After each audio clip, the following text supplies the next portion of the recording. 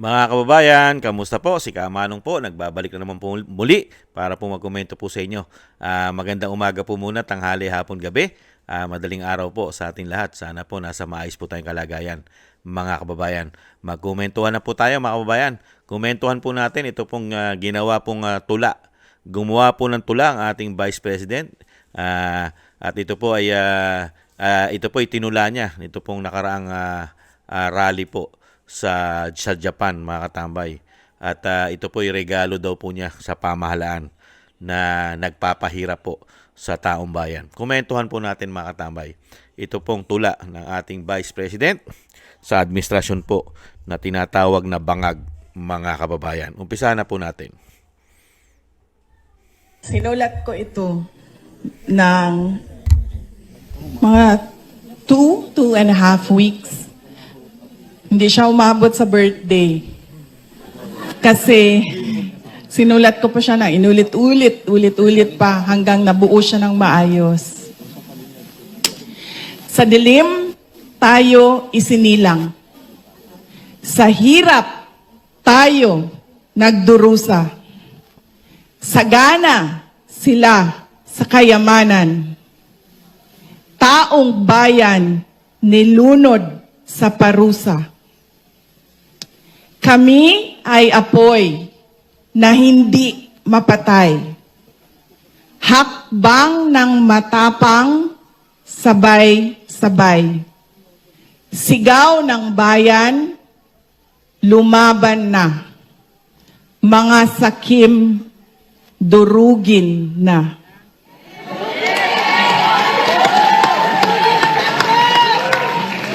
Mga bulok na pangako, palasyong pinatong sa ating buto. Krimeng itinago sa kasinungalingan. Kalayaan natin ipinagpalit sa ginto. Kami ay apoy na hindi mapatay. Hakbang ng matapang, sabay-sabay. Sigaw ng bayan, lumaban na. Mga sakim, durugin na. Yan po, mga tambay. Ang ginawa pong tula para po sa administrasyon na nagpapahirap po sa ating bansa at sa ating mga Pilipino, mga kababayan. Grabe po. Alam naman po natin pare-parehas, hindi naman po tayo lutang, hindi naman po tayo bangag, hindi naman tayo weak. Hindi ba? At syempre po, hindi naman tayo makakaliwa. Hindi po ba? Nakikita po natin yung parusa at pahirap na ginagawa po nila sa atin. At sila naman po yung nagpapasasa doon sa Malacanang. Ipinagpalit po ang ating kahirapan at kalayaan sa ginto. Malalim po ang mga hiwaga at pahayag ng ating Vice President. Yung kanyang mga talumpati. Ito po lahat po ito ay puro po pasakit at talagang hindi nakaranas po ng mabuting pagpapatakbo ang ating bansa, lalo-lalo po tayong mga Pilipino. Dahil nakita naman po natin kung paano po sila nagpalakad ng mahigit 3 taon. At yung sinasabi po natin na sana po'y maging malaya ang ating bansa, wala na naman po tayo nakitang mga dignidad na sasamahan tayo para po mawakasan na ang ginagawa nilang kasakiman sa ginto at sa kayamanan ng ating bansa. At yung sinasabi nga po na sobrang kaswapangan, greedy sa kapangyarihan, at puro pang sariling interest lang po ang kanila pong gusto sa ating bansa. At syempre po, yung paghahari, sariling interes. Kaya dito po sa talumpati po ng Vice President, isa rin po itong patama. Patama po ito sa mga tinatawag na may dignidad, may dangal, na wala po tayong nakita nitong nakaraang rally, ay wala po tayong nakitang mga dangal at dignidad dito sa mga sinasabi nagbabantay, pinoprotektahan ng ating bansa at sila ay para sa kabutihan ng ating bayan.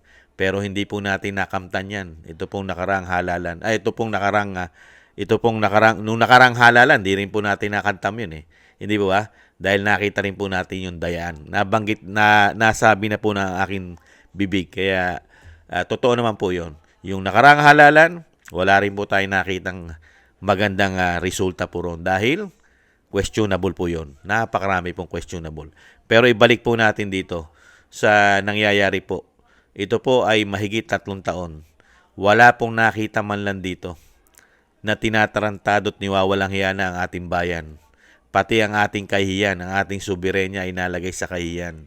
Ang ating mga buwis, pati ang ating mga ginto sa Central Bank ay napakialaman pa nila umano. At grabe po ang pera, taon-taon, grabe ang ginagawa nila sa pera ng bansa, sa pera ng taong bayan. Dinadala lang kuno sa sinasabing napakarami nilang nagagawa. Dinadala raw nila sa mga proyektong makakatulong sa atin. Pero sa katotohanan, dinadala lang po nila para sila ay makinabang. At nangyayari naman po, kitang-kita na po natin. Pero yung mga nakikinabang, hindi po nila nakikita yan. At nagsama-sama po. Dahil nga po yung pakinabang ay inispread po. Kaya po nagkakaganito at nagkaroon ng kampi-kampihan dahil po inispread ang pera ng taong bayan, ang pera ng taxpayer, ay pinamahagi po para maprotektahan po sila sa kanilang mga katarantaduhan at kasakiman sa ginto at sinasabing power. Hindi po ba? Paano mo mawawakasan yan? Napakaganda ng talumpati ng ating Vice President. Kayang wakasan kung meron tayong kasama na sinasabi natin binabantayan ang ating bayan. Pinoprotektahan ang ating bayan sa mga masasama. Lalo-lalo po sa mga nagtataksil, nagnanakaw ng kaban ng bayan, pera ng taong bayan. Pero yung mismo nagbabantayan at nagpuprotekta sa bayan at mismo sa taong bayan na dapat doon sila maglingkod, hindi na po natin nakikita sa panahon po ngayon. Iba na po ang paninindigan po yata ng mga men in uniform natin umano. Iba na po ang kanilang paninindigan at iba na po ang kanilang pinaglalaban at pinoprotektahan. Okay lang po yata sa kanila na magkabaon-baon at maubos pati ang ating mga stock na ginto umano ay napapakailaman pa. At pati po ang pera ng taong bayan ay napapakailaman pa. At wala naman po ritong mananagot. Never may managot. Lalong-lalo nga kung ginawa po nila systematic. Kaya po, sino pa ang aasahan natin mga kababayan? Pagka nagpatuloy ito, mga kababayan, kontrolado po nila lahat. Pati ang COMELEC. Kahit po dumating ang halalan sa 2028, kung hindi po mababago ang sistema ng ating bansa na ganyang bulok na sistema, kasi alam na rin po mismo ng Vice President yan na ang sistema po natin ay nilalamo na po ng bulok at swapang at ganit sa kapangyarihan. Kaya nga po nagkakaganito ang ating bansa Wala kasing pakialam ang nanunungkulan ngayon. Wala po silang pagmamahal sa mga Pilipino. Wala. Ang minamahalan po nila ay kapangyarihan, pakinabang, at may bonus pang ginto. At syempre, lagyan na rin natin ng bonus na pulburon at ng coke. Mahilig po sila dyan. Umano, mga kababayan. Sana naman po mga kababayan, huwag naman po tayong pumayag. Nakita naman po natin itong nakaraang rally. Nakita po natin kung gaano po nawalan tayo. Tayo ang nawalan Tuwan-tuwa pa sila. Tuwan-tuwa pa sila na sila ay nagtagumpay. Pero ang talo, tayo pong taong bayan ang talo dyan. Hindi naman sila. Sila po ay puro pakinabang. Tayo pong taong bayan ay puro pahirap. Tayo ang naghihirap. Sila naman po ay nagpapasasa sa pera ng bayan at ginto. Sila po yun. Tayo ang kawawa. Wala pong pinatutunguhan ang ating pong buwis. Pati lahat po tayo, kasama po ang mga negosyante, mga OFW, wala pong patutunguhan.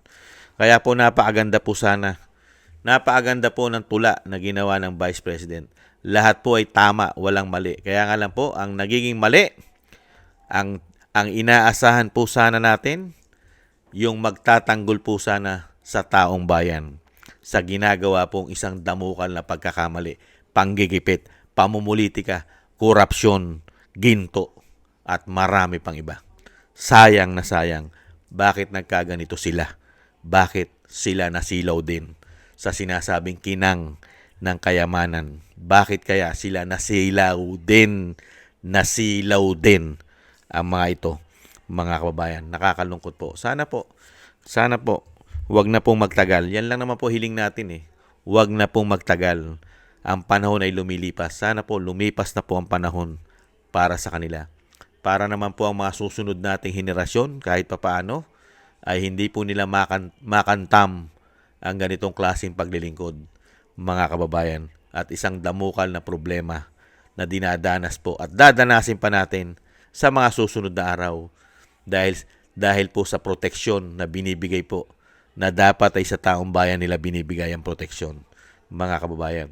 Yan po mga kababayan ang ating pong ang komento sa napakaganda pong tula at pahayag ng ating Vice President sa administrasyon po ngayon, mga kababayan.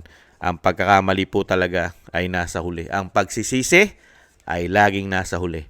Kaya po ang pagsisisi po natin ay nasa huli dahil siya po ang nanalo na Pangulo ng bansa, mga kababayan. Talagang pagsisisi nasa huli. Maraming salamat po mga kababayan sa mga gusto po natin tambayang mga kababayan sa YouTube at TikTok.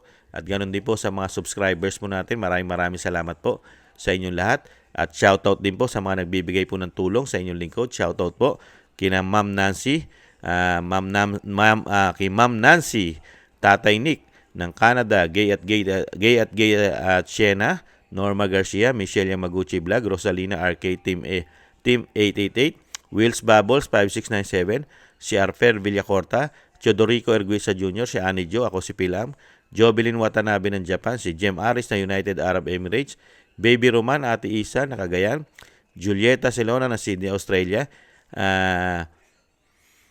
Gina Ray Solidides ng Berlin, Germany, si Jake Yahoo 4531 ng Maisog, California, USA, Eric Hershio ng Canada, Kingston 123 ng Hong Kong, si Bei Chichiyoko at si Ma'am LB at Sir Manny ng North Miami, Florida, USA.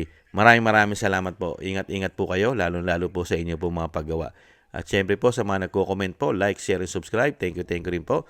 At yung dasal po natin mga kababayan, huwag po natin kalimutan. Sama po natin sa ating mga dasal na maingatan po ang pamilya Duterte, ang ating pong Vice President at ang ating dating pong Duterte ay mailayo po sa kapamakan at makabalik na po sa lalong mabilis sa ating bansa ang ating dating Pangulong Duterte. Mga kababayan, maraming salamat po sa mga dasal, mga kababayan. At ganoon din po mga kababayan, tayo po'y manalangin at magdasal na maingatan po tayo kasama po ang ating buong sambayanan.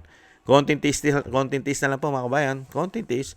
Kaya naman po natin magtiis at ang Pilipino naman po ay mapagtiis.